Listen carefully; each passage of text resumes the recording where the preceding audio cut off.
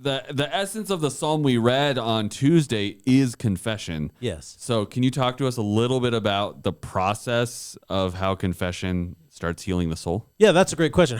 So if you want to avoid all that stuff and live life to the fullest, and you say, okay, I'm in, I want to resolve guilt or my relationship with guilt, this reflex that I have, how do I do it? Right. Well, it begins with confession.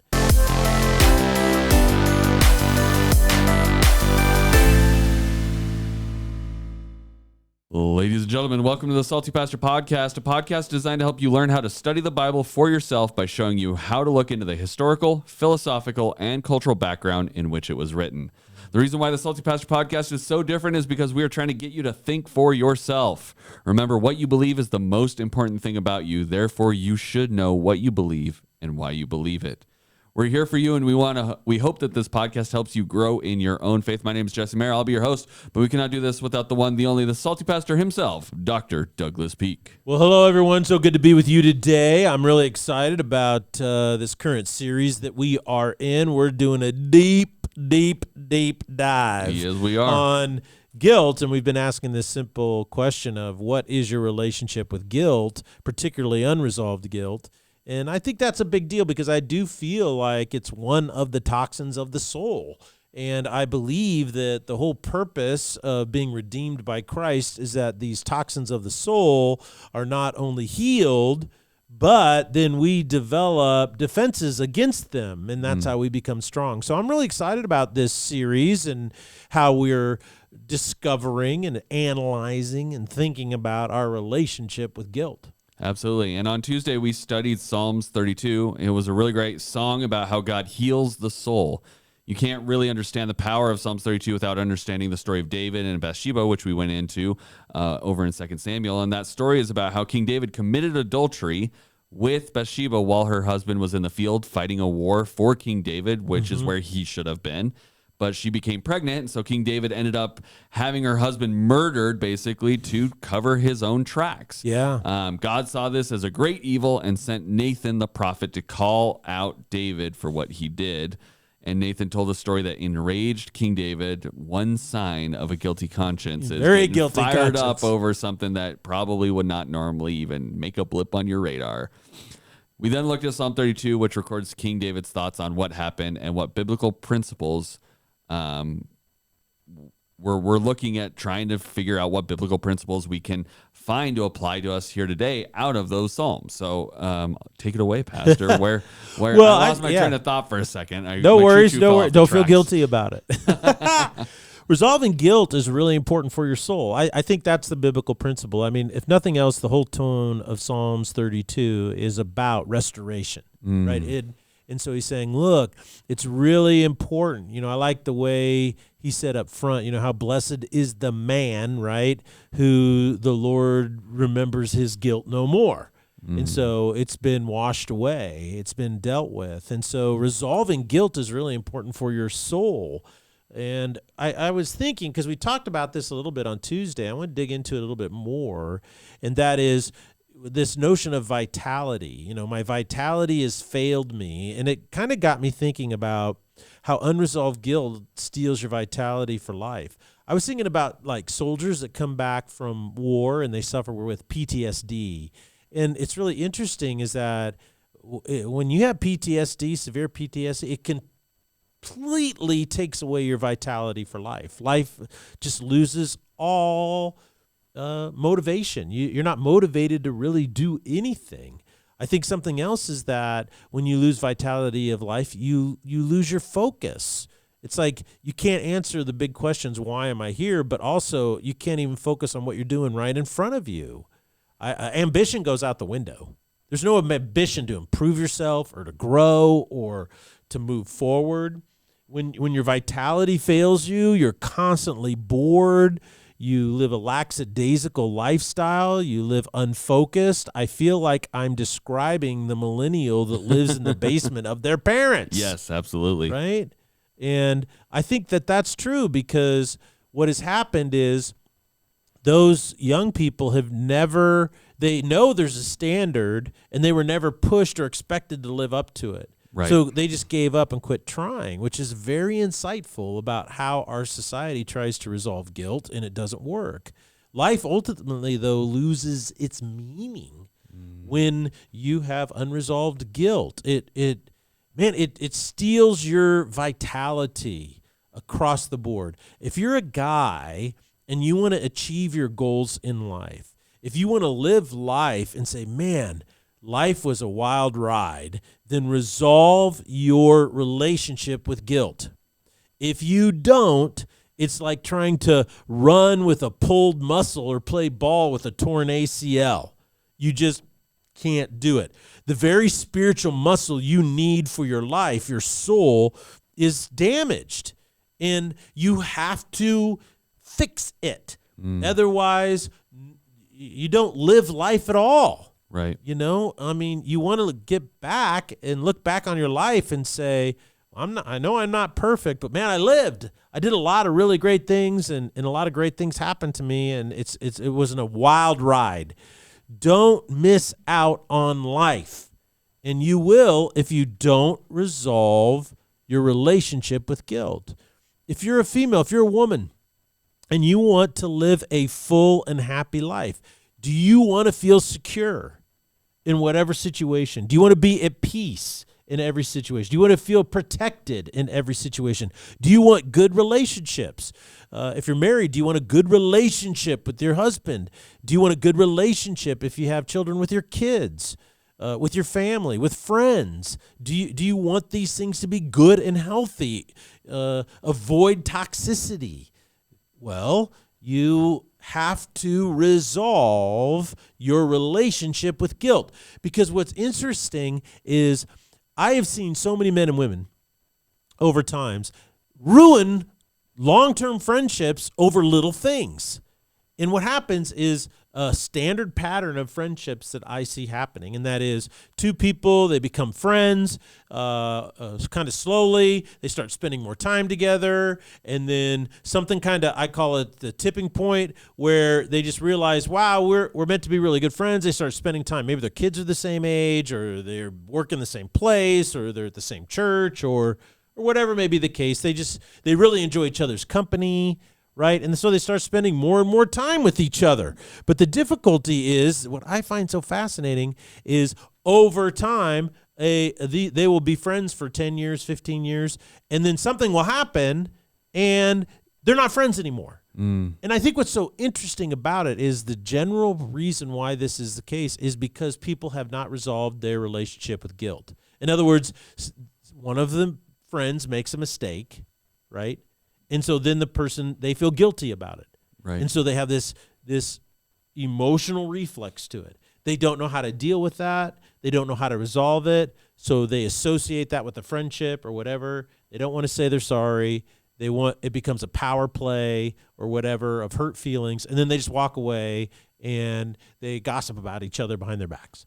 And I just find that really interesting. So if you want to have a full life, if you want to have relationships that survive, if you want to achieve your goals and if you want to live a full life, then the most important thing that we can do is understand that unresolved guilt steals our vitality of life, and it can take away and steal from us the good things that we already have. Yeah, I mean, I think of even just like different situations where that I've seen that kind of play out, where it's like maybe it's a guilt of a parent who wasn't around enough when they were younger, and now all they want to do is insert themselves into your life all the time. Yeah. And They're over-functioning. They're overcompensating basically for the time that they missed out when the kids were younger, and now they're like, well, you never want to spend time with me, and I want to come and see you, and it's like you're smothering me now because you're compensating for the guilt of not having been around enough when I was younger, right? Or whatever that might be. Or it might be a friendship where it's like, I hurt you in the past or you hurt me in the past, and I feel so bad about it that I'm just going to basically blow this situation up because I don't know how to deal with it, right? Yeah. And so it's like there's different ways that those relationships can be played out in ways that seem obvious if you take a couple steps back, but when you're in the moment or when you're living in it, they don't seem related, right? Like, Correct. I think that's the biggest. We don't connect the deception. dots. Yeah, the deception. You're so close, you can't see that there is a line connecting them. You just see the dot. They call them a blind spot for a reason. Yes, they do. So the essence of the psalm we read on Tuesday is confession. Yes. So can you talk to us a little bit about the process of how confession starts healing the soul? Yeah, that's a great question. So if you want to avoid all that stuff and live life to the fullest, and you say, okay, I'm in, I want to resolve guilt or my relationship with guilt, this reflex that I have, how do I do it? Right. Well, it begins with confession. Now, only Jesus can heal unresolved guilt. I believe this to be the case. As we have been studying on Sundays, messages, the source of our guilt has been dealt with by Jesus when he nailed it to the cross. This is the Colossians chapter 2, verse 14 passage. Therefore, what confession does is it is the key that unlocks the door to your soul, so the work of Jesus that he completed on the cross can now be experienced personally in your own life. Right. And so Jesus does the work. He did it on the cross, but confession is how I align myself, to in order to receive it. And so it reminds me, I don't know, this is kind of silly, but I've always been a fan of Star Trek. So I've seen all the Star Trek movies, and then the last couple that I enjoyed, with Chris Pine and I don't know the guy, J.J. Abrams, the J.J. versions. Abrams one. And who does Spock? Who plays Spock in that one? What's that actor's name? I can't think of his name. He was from a TV show that I used to love, and I should know his name, but I don't remember. Okay, well, we'll think of it. But what happened is in the second one, they're fighting, and of course the Enterprise is always damaged, and it's hurtling towards Earth, and it's going to crash, and Kirk goes into the radioactive chamber, right? Because warp drive is offline. Yeah, and they got to get out. Yeah. And so he goes in there and he climbs up into it. And then what it is it's really interesting, is it's these two little diode things that are out of alignment. So he's hanging on there, kicking it to get it back in alignment. And as soon as it gets in alignment, what happens? Everything fires up. Everything fires up, and the ship has power, and then it stops, and and everything is that the ship was powerless to function until the warp drive got aligned properly. This is a perfect example, is that Christ has done the work. The power is there. But if you are not aligned with what Christ wants to do in your life, if you don't open the door, then you're just going to continue to plummet towards, the abyss, oblivion until your life falls apart. And that's why it's so important to figure out, I need to align. How do you align? Well, you don't climb into a radioactive chamber and kick the thing. That doesn't work. What are you calling us to do, Pastor? But what you do have to do is you have to enter the radioactive place of your soul where guilt exists, and most people fear to go. They don't want to think about it. They don't want to consider it. Nobody wants to sit there and dwell on their sense of, I'm a failure, right? I made a mistake. Nobody wants to do that. We spend more of our time trying to deny and rationalize and justify why we did what we did. And yet it's when we stop that in just a very short moment and just confess, like David confessed. He says, I confessed it to the Lord. And that's where the healing starts. And what you realize is that what Satan has been doing is he's chaining you with all of these negative emotions of, I don't want to admit I'm wrong. I don't want to feel ashamed. I don't want to. And as soon as you confess, guess what happens? The power of God comes in and washes all of those perceived things subconsciously in your mind away. So you don't experience any of that stuff, the shame. He says, look, my heart has been set free. In another place where he talks about the same situation is in Psalms chapter 51. And he says, I was in the miry pit. I was stuck in this muddy clay. I couldn't move. And he said, but you lifted me up and you set my feet upon a rock, and you put a new song in my mouth, a song of joy. I will sing praises of thanksgiving to God. And what a great statement of how confession unlocks the work that Jesus has already done in your soul so that you can finally receive it. Yeah, I think the idea of really just understanding that the work's already there, the power's already there, all of the hard stuff to get to the life abundance has already been happening. Confession is basically the key to just unlock it so that you can actually get to it, right? Yeah, because you're what you're doing is you're aligning yourself to say, okay, I want it to come into me. Right. If you're out of alignment, if you're saying, well, I didn't do that, or it's not my fault, or I'm just a victim, or I'd rather gossip about those people. I'm seeking a distraction with entertainment. Oh, I'm going to get into this addiction, or whatever it is, you're not aligned. Right. It's not until you confess that then, wow, boom, that opens the door to the healing power of Christ. Yeah. So why do you think people struggle with confession if it does unlock and allow for all of this healing to happen? Why are they so adverse to the idea of confession? Well, I think it's the world in which we live. It's the world in which we live. One of my goals as a Salty Pastor podcast is to connect the dots for people. And when you see how, like, what we're dealing with in today's society is a direct result of ideologies that were championed in our society 40 years ago, everything starts then to make sense to people. Now, on a personal level, when you see what you are experiencing in your life today as a result of how you are dealing with your past guilt, things make more sense. And I think there's 5 things that our culture does, a society in which you live, that tries to undermine and steal your path to freedom and convinces you that confession is not the way. And these are big ideas, but I do think they have a powerful impact on your life, and they deceive us or distract us from engaging in confession so that we experience the joy of the Lord. And the first thing it does, it starts very young, and it happens predominantly in our educational system. And I mean this public, I mean private as well.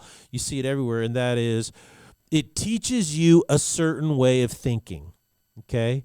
Our culture has become a postmodern deconstructionist society. Nobody disagrees with this point, okay?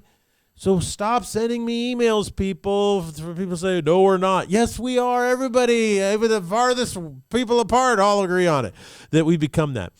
Basically, it means people are thought to think in a certain way about their lives and what's happening to them.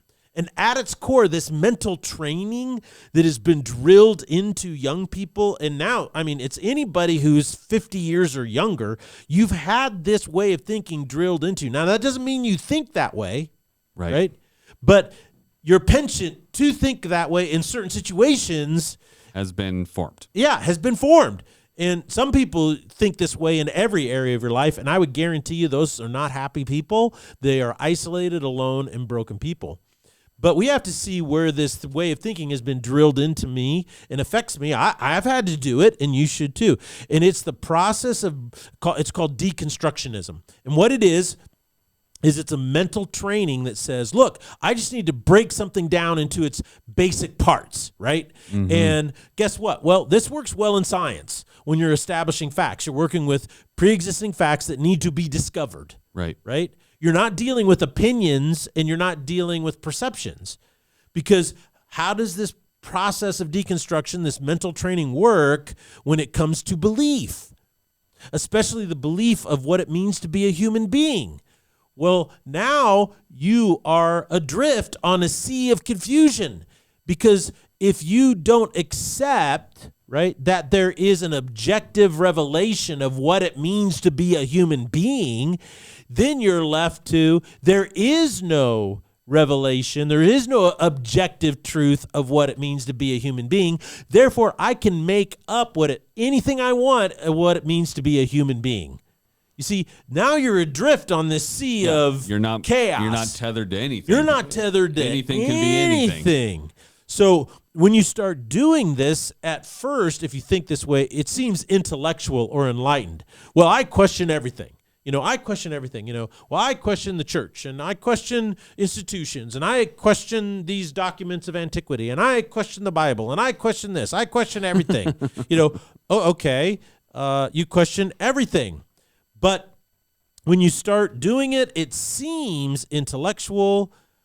But if you believe in scientific materialism, which is atheism, right? Right. If you believe in scientific materialism, and if you are on this sea untethered to anything because human beings have no purpose, right? There is no objective truth of what it means to be a human being. What happens, you end up very quickly with the idea that a biological man, truly believes he is a woman and everybody else has to agree with them. Right. Even though this is biologically impossible. It's impossible to think like a woman. It is impossible to feel like a woman. It is impossible to be a woman because biologically you were born a man. And though there's never been anything in between, right? Right. It's one or the other. So if this is really interesting to me how our society has got to this point. Our deconstructionism has brought us to this present insanity. For instance, you can believe things that are so illogical and incongruent. For instance, the following equation. If gender and sex are two separate things, because this is what this ideology teaches, is that sex is biology, male and female. Gender, is woman and man, and that's socially constructed. Okay? So, if gender and sex are two separate things and gender is a social construct, then why do you have to change your sex in order to fit your perceived gender? That makes zero sense. That is a strong statement, but I think it's one that nobody, when you start breaking it down, it absolutely doesn't make sense. Like, yeah, you break down that thought process of, okay, well, if these don't matter, then why do you have to make a physical change in order for it to which you matter? Can't do anyway? Right. Yeah. I think that idea of, and this is the thing that we don't do often enough, and one of the things that we love about the Salty Pastor podcast is that it's forcing you to think past just the initial statement, right? Right. Initial statement is like, oh, okay, fine. I could see how you believe that. But then when you start running it out to the logical conclusion and start putting the pieces together, you're like, wait, this puzzle, I have Winnie the Pooh puzzle pieces and Disney puzzle pieces, and none of this is fitting together, and I don't know what's going on anymore. Yeah, I got a Winnie the Pooh looking Ariel, and yeah, it's like, that doesn't I'm quite putting fit. a lot of different things together, and none of them are working. Well, and that of course the second thing that our society does, it robs you from confession, and well, let me just connect the dot, and that is that when you have no tether and you're adrift on the sea and you can believe anything you want, and regardless of how illogical it is, then there's nothing to confess, right? Because everything is true, which of course that means nothing is true. Mm-hmm. But the reason we think that way, and this is the second thing that's happened in our society that steals our capacity to confess and find freedom and healing from unresolved guilt, is that postmodern ideology denies any absolute truth. Okay, it's very linked to what we just talked about, and that is deconstructionism comes out of postmodernism. Now, for instance, people are like, well, what does that really mean? Well, for instance, a philosophy professor at the University of Michigan has kind of an introduction to philosophy course. He has probably 1,000 freshman students in his class, big, massive thing. And so he surveyed them all, and he said, how many of you believe that the Holocaust, where Hitler exterminated the elderly, the disabled, gypsies, the Romanians, and Jewish people, he said, was wrong? And what he found, and he said, then explain your answer. He found that over 30% of his freshman class said, well, I wouldn't do what he did, but I can't say what he did was morally wrong.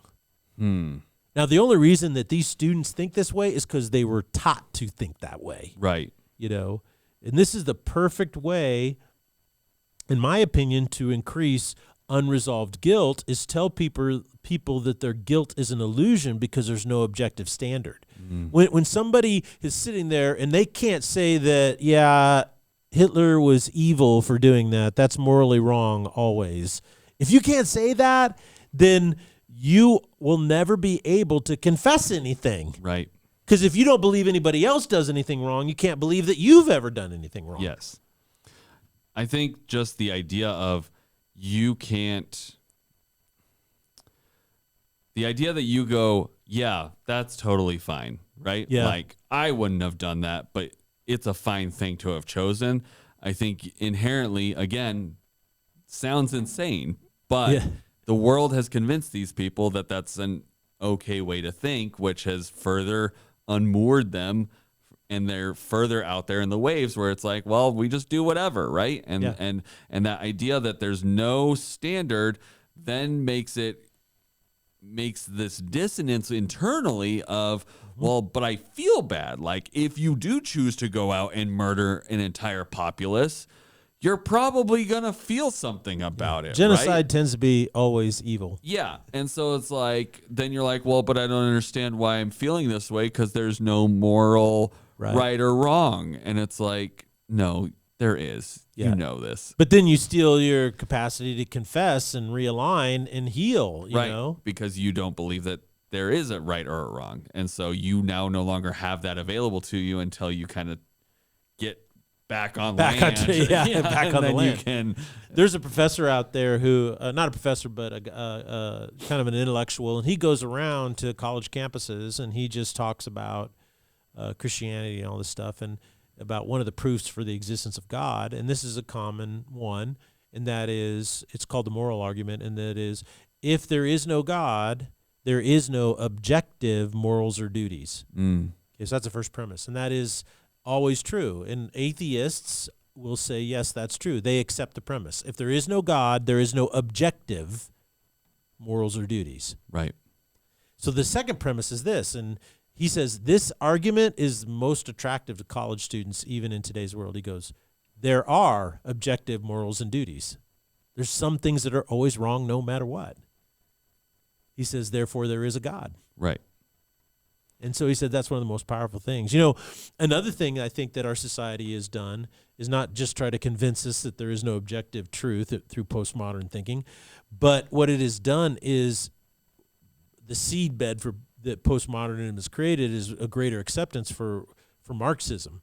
Not so much political Marxism but cultural Marxism. And that is that all relationships are power-based, and people are seen by their group identity, not as individuals. And what this does is this propagates victimhood thinking. And so what that does is that steals you from ever taking responsibility for your own life or being able to have a sense, I need to confess I didn't live up to my own expectations. Right. Right? I think I see that most in relationships, especially like marriages and stuff, where you're now convinced that everything's a power struggle. So if you disagree on something or whatever, it's now no longer you're in this thing together. It's, well, one of us is in charge and one of us isn't, right? And it changes the dynamic, and that's probably a large portion of why we see so many failed marriages these days is because they've been convinced that it's a power struggle. And not to mention all of the things at work and other relationships in your life. But that one, I think, is the most instantaneously recognizable of where that's made a huge impact, right? Yeah, and second wave feminism, you know, we've talked about this before. First wave feminism was birthed in the church, and it was like, hey, we need to do things to protect women. In other words, give them the right to vote, the right to have property, right to do all these types of things so that, you know, these men who, you know, get into trouble can't impoverish these poor women and these children. And so that was a huge movement, you know, that passed really, really quite easily and made an amendment to the Constitution. And what I find fascinating about it, though, is second wave feminism is all about Marxist ideology. It's all about, well, every relationship between men and women is power. And so it's all about power now. And so every discussion is about, well, who has the power? And it started on this by convincing women that they had no power. Right. Which is untrue. Right. You know, women have a lot of power. So I think another thing that has really stolen people's capacity to have a spirit of confession and healing from unresolved guilt is the sexual revolution. Our society today is super confused about sexuality. You go, on the one hand, it tells women, let's just talk to women, let alone, I mean, we talk about pornography. I talked about that on Sunday a little bit. But the sexual confusion, let's just talk about how it influences women, and this idea of feminism has made it even worse, and that is, on the one hand, feminism tells women that sexual expression, doing whatever you want sexually with your body, is empowerment. It's empowering to walk around without clothes, right? It's empowering to sexualize yourself. It's empowering to use sex to get what you want, okay? It's empowering to do that. Well, then they turn around and say, you're also sexually oppressed. Right. This seems really confusing. The Me Too movement was the most confusing thing that I could ever understand, because on the one hand, the feminists pushing the Me Too movement are telling women, use your sexuality to get whatever you want. They even sponsored these parades in towns called slut parades, where they wanted women to walk naked or with little clothing. And so you can sexualize yourself and use sex to get what you want, but you're also oppressed at the same time. So use it to empower yourself. But if any man responds to your sexualization of yourself, now you're a victim of it. Right. So this isn't about men. This is about the messaging to women that no wonder they're so confused about it, right?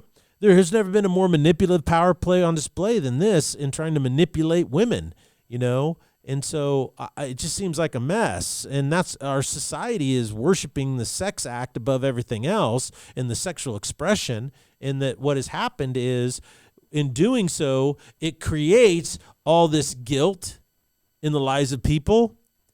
But it then immediately says you're a victim of somebody else.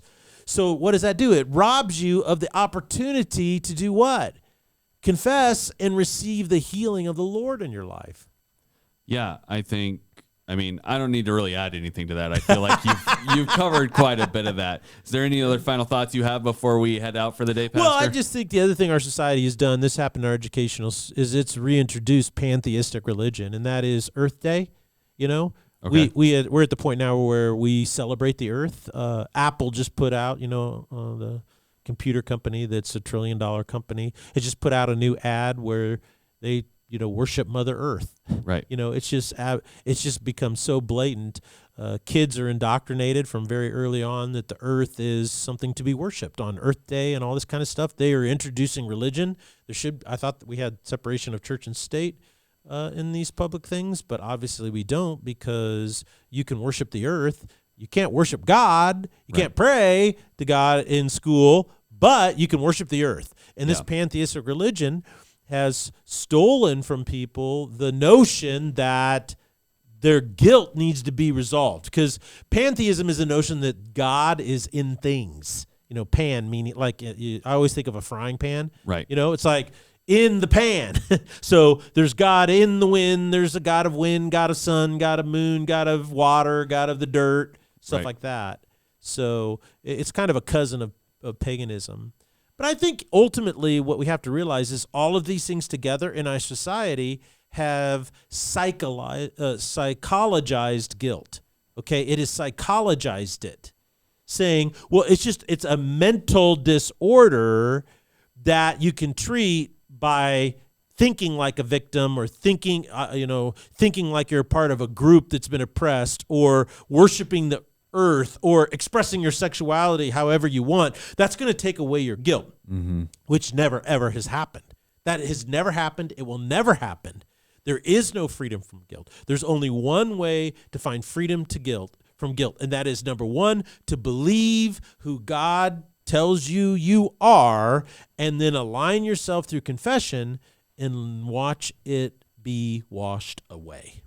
Well, thank you so much, Pastor, for sharing with us all of these ways in which confession can unlock, and what is stopping in the culture of keeping us from the freedom of confession. Because I think that's just as important as knowing that you should confess and that it will set you free, as knowing what the obstacles and what the world is trying to put in your way to keep you from doing that. So we appreciate you revealing those to us and giving us something to think about as we head into the weekend. And we ask that you guys join us on Sunday. If you're in the Boise area, come join us at Foothills or watch online. Otherwise, we'll see you next Tuesday here on the Salty Pastor Podcast. Blessings.